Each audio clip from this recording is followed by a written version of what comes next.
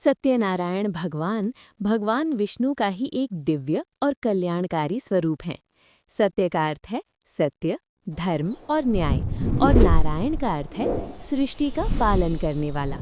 जो मनुष्य श्रद्धा, विश्वास और सद्भाव से श्री सत्यनारायण भगवान की पूजा करता है, उसके जीवन से दुख, दरिद्रता, रोग और कष्ट दूर हो जाते हैं तथा सुख, समृद्धि, शांति और संतोष की प्राप्ति होती है। ये कथा 4 प्रमुख प्रसंगों में विभाजित है, जिनमें भगवान सत्यनारायण अपने भक्तों की परीक्षा लेते हैं और उन्हें उनके कर्मों के अनुसार फल प्रदान करते हैं। पहला प्रसंग, लकड़हारे की कथा। बहुत समय पहले की बात है। नर्मदा नदी के तट पर एक निर्धन ब्राह्मण रहता था। वो अत्यंत गरीब था। उसके पास न धन था न अन्न। जीवन यापन के लिए वो जंगल से लकड़ियां काटकर शहर में बेचता था। एक दिन वो बहुत दुखी और चिंतित होकर जंगल में बैठा था। तभी उसके सामने एक दिव्य तेजस्वी पुरुष प्रकट हुए। उनका मुख तेज से दमक रहा था, शरीर पीत वस्त्रों से सुशोभित था। ब्राह्मण ने हाथ जोड़कर पूछा, हे महापुरुष, आप कौन हैं और मेरे दुख का अंत कैसे होगा? भगवान बोले, वत्स, मैं सत्यनारायण हूँ। यदि तुम श्रद्धा और विश्वास से मेरी पूजा करोगे तो तुम्हारे सारे कष्ट दूर हो जाएंगे। भगवान ने उसे सत्यनारायण व्रत और कथा की विधि बताई।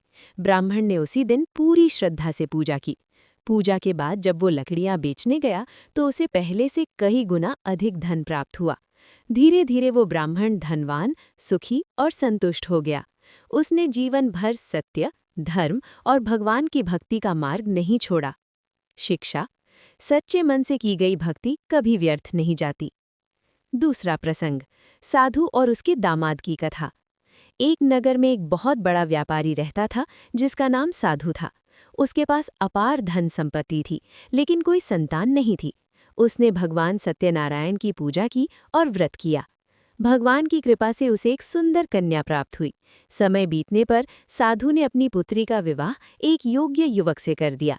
विवाह के समय साधु ने भगवान सत्यनारायण की पूजा का संकल्प लिया, लेकिन व्यापार में व्यस्त होने के कारण उसने पूजा टाल दी। जब वो अपनी बेटी और दामाद के साथ व्यापार यात्रा पर गया, तब अचानक उन दोनों पर चोरी का झूठा आरोप लगा और उन्हें कारागार में डाल दिया गया। राजा ने साधु का सारा धन जब्त कर लिया। कारागार में बैठा साधु अपनी भूल को समझ गया। उसने मन ही मन भगवान सत्यनारायण से क्षमा मांगी और व्रत पूरा करने का संकल्प लिया। उधर साधु की पत्नी ने भी घर पर श्रद्धा से सत्यनारायण भगवान की पूजा की। भगवान की कृपा से राजा को स्वप्न आया और उसने सत्य जान लिया। साधु और उसका दामाद मुक्त हो गए और सारा धन वापस मिल गया। शिक्षा: संकल्प लेकर पूजा को अधूरा छोड़ना नहीं चाहिए। तीसरा प्रसंग, राजा उल्कामुख की कथा। एक धर्मात्मा राजा था, उल्कामुख। वो प्रजा का पालन धर्मपूर्वक करता था। एक दिन उसने जंगल में ब्राह्मणों को सत्यनारायण भगवान की पूजा करते देखा। राजा ने श्रद्धा से पूजा की और व्रत का पालन किया। इसके फलस्वरूप उसका राज्य सुख समृद्धि से भर गया। अकाल, रोग और अन्याय समाप्त हो गए। राजा ने जीवन भर सत्य, दया और धर्म का मार्ग अपनाया और अंत में मोक्ष को प्राप्त हुआ। शिक्षा: राजा हो या सामान्य व्यक्ति, भगवान सबको समान फल देते हैं। चौथा प्रसंग, द्रौपदी की कथा। लोकप्रिय मान्यता। पांडवों के वनवास के समय द्रौपदी अत्यंत दुखी थीं। उन्होंने सत्यनारायण की कथा सुनी और श्रद्धा से पूजा की। भगवान की कृपा से पांडवों के सभी संकट धीरे धीरे समाप्त हुए और अंततः धर्म की विजय हुई। शिक्षा: विपत्ति में धैर्य और भक्ति ही सबसे बड़ा सहारा है। कथा का समापन। सत्यनारायण भगवान की कथा केवल एक धार्मिक परंपरा नहीं, बल्कि जीवन जीने की कला सिखाती है। ये हमें सत्य, धैर्य, कर्तव्य और विश्वास का मार्ग दिखाती है। जो व्यक्ति श्रद्धा से इस कथा को सुनता है, पढ़ता है या दूसरों को सुनाता है, उसके घर में कभी अभाव नहीं रहता।